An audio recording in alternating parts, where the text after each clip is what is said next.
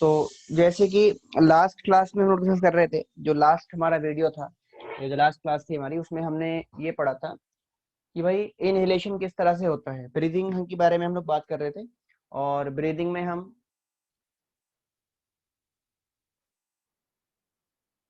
Inhalation के पूरे mechanism को समझ चुके थे कि एयर को कैसे इनहेल किया जाएगा।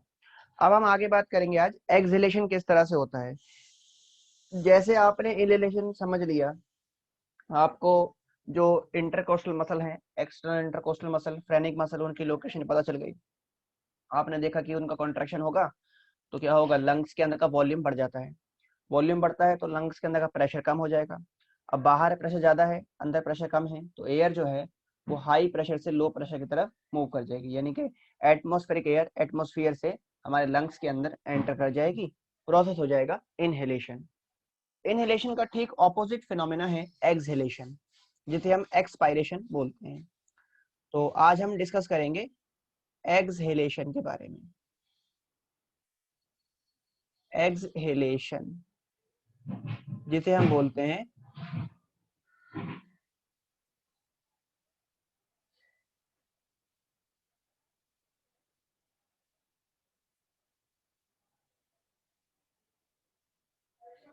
एक्सपायरेशन। एक्सहेलेशन या एक्सपायरेशन का मतलब होता है removal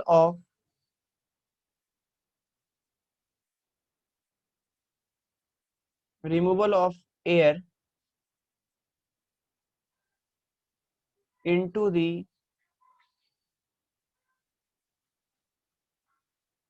atmosphere from lungs। Lungs से एयर का एटमॉस्फेयर में चले जाना, इसको बोलते हैं एक्सहेलेशन या एक्सपायरेशन। ये कैसे होता है? देखो इसमें क्या होगा, एक्सहेलेशन में जो हमारे एक्सटर्नल इंटरकोस्टल मसल हैं उनमें रिलैक्सेशन होगा। तो इसमें क्या होता है इस टाइम पे,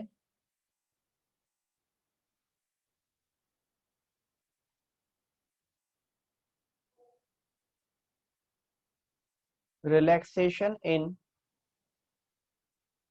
external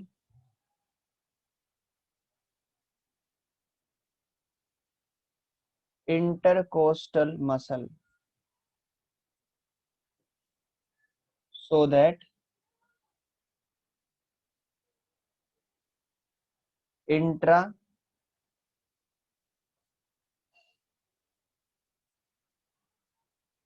intrapulmonary volume intrapulmonary volume decrease. जब ये रिलैक्स होंगे तो इंट्रा पल्मोनरी वॉल्यूम घट जाता है। क्यों घटता है? Because ribs move downward. Ribs जो है वो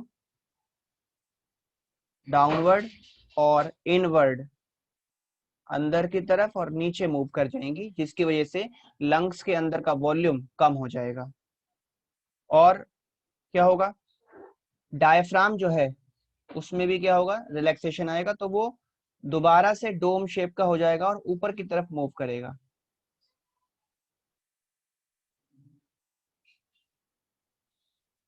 तो relaxation in phrenic muscle,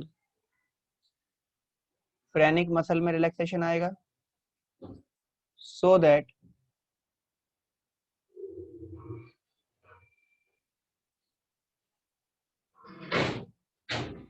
diaphragm move upward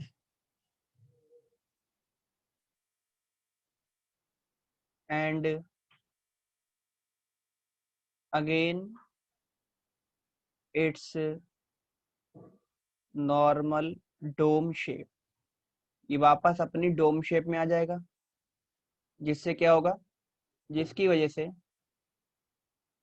the intra pulmonary volume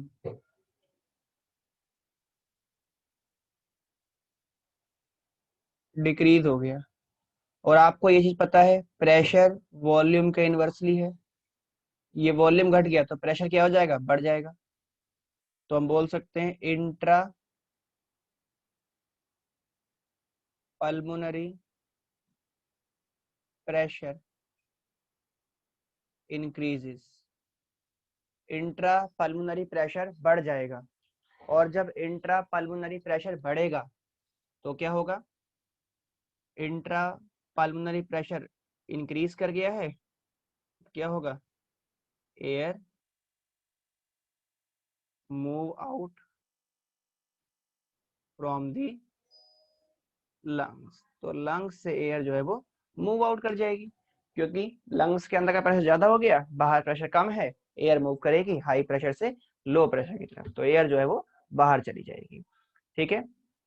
इसमें एक चीज और आपको याद रखनी है, वो ये है कि इनहेलेशन एक एक्टिव प्रोसेस है। इनहेलेशन में एटीपी की रिक्वायरमेंट होती है। तो ये नोट कर लें, एक्सहेलेशन भी, इसी के साथ हमारा जो ब्रीदिंग है वो कंप्लीट हो जाता है। इसको नोट करें। फिर आगे बात करेंगे एक्सचेंज ऑफ गैसेस के बारे में। तो अब हम बात करते हैं आगे एक्सचेंज ऑफ गैसेस के बारे में, कि गैसियस एक्सचेंज किस तरह से होता है और किन किन साइट पर ये गैसियस एक्सचेंज होता है।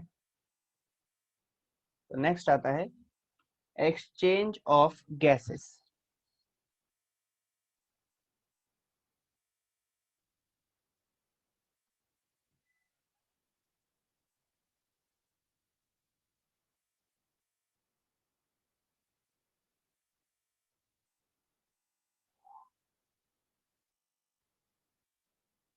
Exchange of gases, exchange of gases की यदि बात करें तो एक्सचेंज ऑफ गैसेस का मतलब है कि जो फ्रेश एयर आएगी, फ्रेश एयर में ऑक्सीजन कंसंट्रेशन ज्यादा होगा, और जो हमारी एल्वेलर एयर है या जो ब्लड के अंदर जो एयर मूव कर रहा है, जो टिश्यू के पास से आ रहा है, उसमें कार्बन डाइऑक्साइड कंसंट्रेशन जो है वो ज्यादा है। तो इनके बीच में ऑक्सीजन और कार्बन डाइऑक्साइड के बीच में एक्सचेंज होगा इन गैसेस का। तो इन गैसेस के एक्सचेंज को हम बोलेंगे गैसियस एक्सचेंज। ये देखो दो साइड पे हो सकता है गैसियस एक्सचेंज। तो हम बोल सकते हैं इट टेक्स प्लेस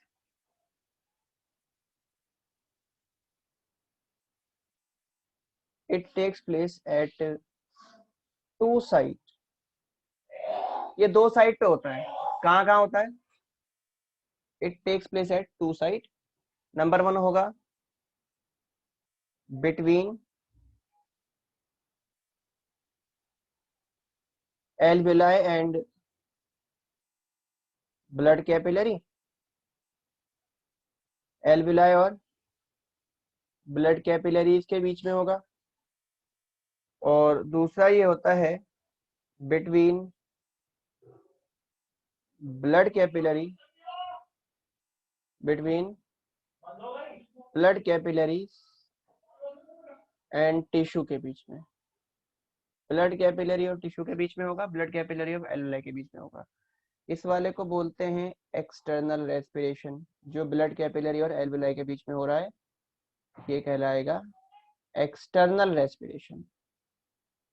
और जो ब्लड कैपिलरी और टिश्यू के बीच में हो रहा है उसको बोलते हैं इंटरनल रेस्पिरेशन। तो दो तरह का रेस्पिरेशन है, एक्सटर्नल और इंटरनल, जो यहाँ पे देखने को मिलता है। यानी कि एक्सटर्नल गैसेस दो तरीके का है, एक्सटर्नल और इंटरनल। तो सबसे पहले हम एक्सटर्नल वाले की बात करेंगे। तो फर्स्ट है हमारा एक्सटर्नल। ठीक है, इसको समझते हैं जरा। इसके लिए हम एक डायग्राम ड्रॉ करते हैं। जैसे ये है एटमॉस्फेरिक एयर। एटमॉस्फेरिक एयर में जो ऑक्सीजन का पार्शियल प्रेशर है PO2 वो है 140 mm ऑफ Hg। ठीक है, यहाँ पर जो एटमॉस्फेयर में जो ऑक्सीजन का पार्शियल प्रेशर है वो है 140 mmHg, और कार्बन डाइऑक्साइड का जो पार्शियल प्रेशर है यहाँ पे PCO2 ये है 0.3 mmHg। ये एटमॉस्फेरिक एयर के अंदर है। PO2 का मतलब क्या है देखो, O4 लिख दिया मैंने, O2 आएगा ये। PO2 का मतलब है पार्शियल प्रेशर ऑफ ऑक्सीजन, और PCO2 का मतलब है partial pressure of CO2।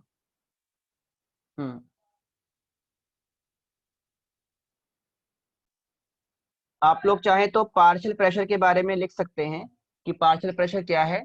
Partial pressure का मतलब है it is the pressure of A gas in a mixture of gases.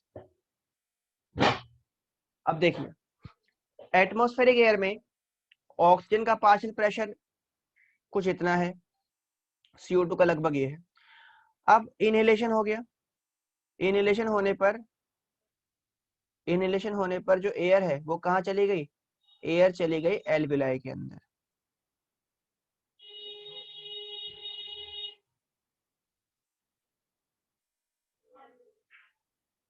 ये है एल्विलाई, और इसके बाहर ये है आपका ब्लड कैपिलरी। ये डायग्राम तो हमने बनाया ही था जब हमने रेस्पिरेटरी मेम्ब्रेन समझी थी, तो वहां पर हमने डायग्राम ड्रॉ किया था। ये है ब्लड कैपिलरी, ठीक है। यहाँ से जो ब्लड आ रहा है ये इसे ब्लड मूव करेगा, और यहाँ पर क्या होगा, जब ब्रीदिंग होगी तो ये एटमॉस्फेरिक एयर अंदर चली जाएगी यहाँ से ऐसे, और जो फॉल्टी एयर है वो यहाँ से बाहर जा रही है, ठीक है। जब एयर लंग्स के अंदर होता हुआ एल्विलाई में आएगा, तो एल्विलाई तक आने पर जो ऑक्सीजन का पार्शियल प्रेशर है वो लगभग रह जाता है, जो PO2 है लगभग 104 हो जाता है, और CO2 जो है वो लगभग हो जाता है 40 के आसपास। ये आप समझ लीजिएगा, यूनिट हमेशा रहेगी MM/Hg, ठीक है। MM/Hg होगी प्रेशर की यूनिट। तो ऑक्सीजन का पार्शियल प्रेशर यहाँ पर हो गया 104 MM/Hg, और CO2 का हो गया 40 MM/Hg। अब एक बात आप सोच रहे होंगे कि भाई ऑक्सीजन का जो पार्शियल प्रेशर है वो यहाँ पे आके तो कम हो गया, एल्विलाई में कम हो गया। क्यों कम हो गया, क्योंकि ये आपका रेस्पिरेटरी सिस्टम को पास करता हुआ आ रहा है ना, तो कुछ ऑक्सीजन वहां पर यूज होता जा रहा है, जिसकी वजह से ऑक्सीजन का पार्शियल प्रेशर यहाँ तक आते आते क्या होगा, कम हो जाएगा, और CO2 ऐड होते जाएगी, तो CO2 का पार्शियल प्रेशर यहाँ आते आते बढ़ जाएगा। अब ब्लड में कितना है देखो, जो ब्लड है, ब्लड के अंदर ऑक्सीजन का पार्शियल प्रेशर होता है लगभग 104 से कम रहेगा, लगभग 40, या हम बोल सकते हैं हाँ लगभग 40 या 60 के आसपास रहेगा।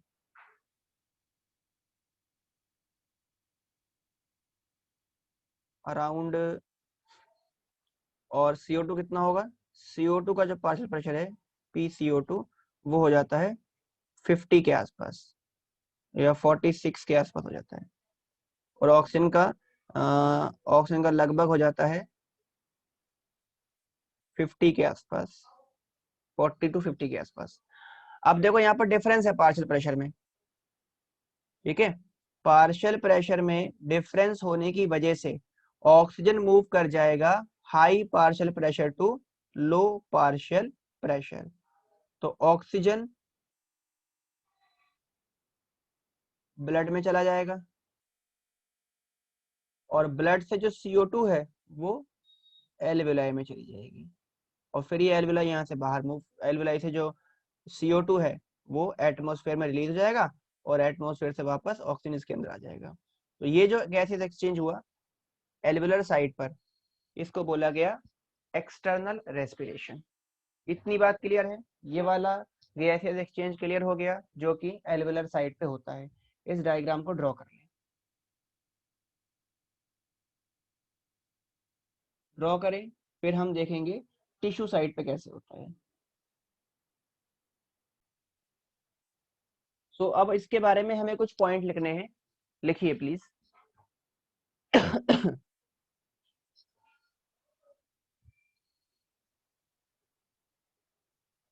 इसके बारे में लिखेंगे, due to difference in due to difference in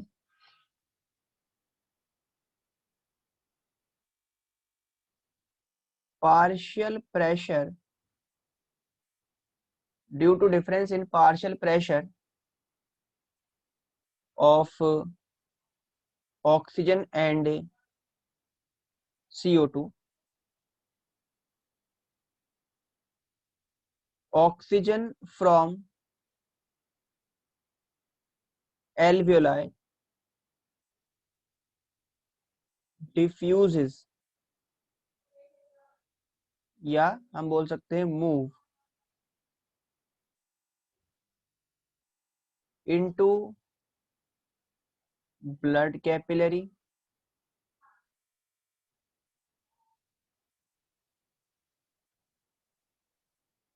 और CO2 from blood diffuses या move into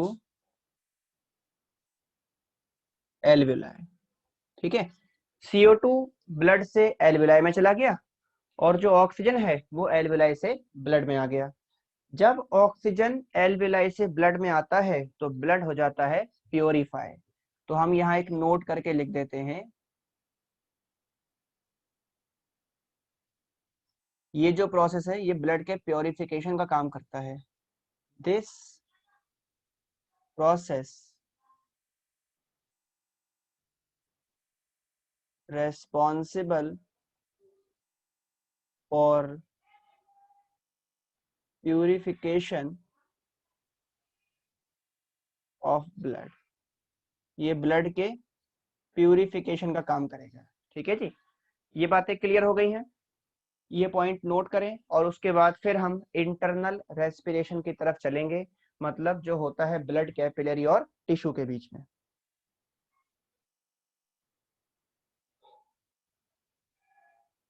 ब्लड कैपिलरी और टिश्यू के बीच में किस तरह से होता है उसको समझेंगे।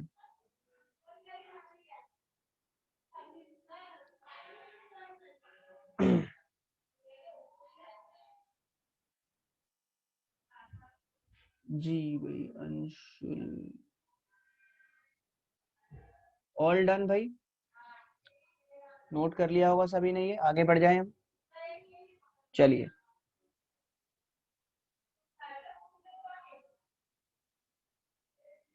आगे बात करते हैं, तो हम समझते हैं इंटरनल रेस्पिरेशन को।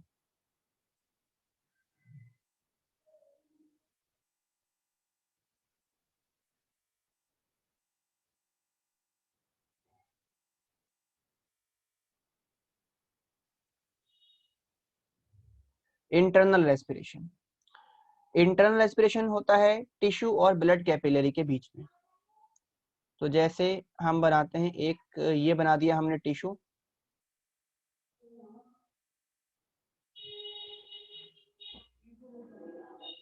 ठीक है, ये हो गया टिश्यू। टिश्यू में ऑक्सीजन का पार्शियल प्रेशर जो है वो है अराउंड 20 के आसपास, और जो CO2 का पार्शियल प्रेशर है वो है लगभग 56 के आसपास, और ये पास कर रहा है यहाँ से ब्लड वेसल या ब्लड कैपिलरी, और जो ब्लड कैपिलरी है उसमें ऑक्सीजन का पार्शियल प्रेशर है लगभग 90 के आसपास, और CO2 का जो पार्शियल प्रेशर है ये है लगभग 40 के आसपास। तो क्या होगा भाई, देखो प्रेशर डिफरेंस है यहाँ पे, तो CO2 क्या करेगा, CO2 डिफ्यूज कर जाएगा ब्लड के अंदर, और ऑक्सीजन जो है ये डिफ्यूज कर जाएगा टिश्यू के अंदर। ठीक है, तो ये हो गया आपका इंटरनल रेस्पिरेशन, इसको नोट कर लें।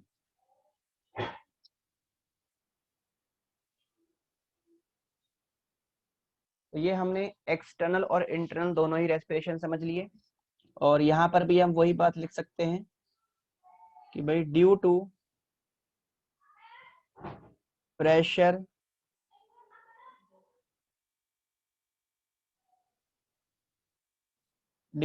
Difference oxygen move into tissue from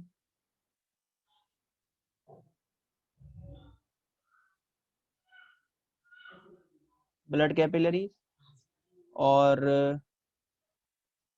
CO2 move into blood capillary from tissue. ठीक है जी, तो ये हो गया आपका एक्सचेंज ऑफ गैसेस कंप्लीट। तो आज हमने एक्सचेंज ऑफ गैसेस भी कंप्लीट कर लिया। अब इस चैप्टर का हमारा एक लास्ट पॉइंट रहता है, लास्ट टॉपिक रहता है, और वो है ट्रांसपोर्टेशन ऑफ गैसेस। तो गैसेस का ट्रांसपोर्टेशन हम और समझेंगे कि गैसेस कितनी कितनी ट्रांसपोर्ट होती हैं, कैसे ट्रांसपोर्ट होती हैं, और ब्लड किस तरह से उसको ट्रांसपोर्ट करता है गैसेस को, उसके बारे में हम लोग आगे बात करेंगे। यहाँ तक करके देखेंगे, बाकी कंटिन्यू करेंगे अगली क्लास में।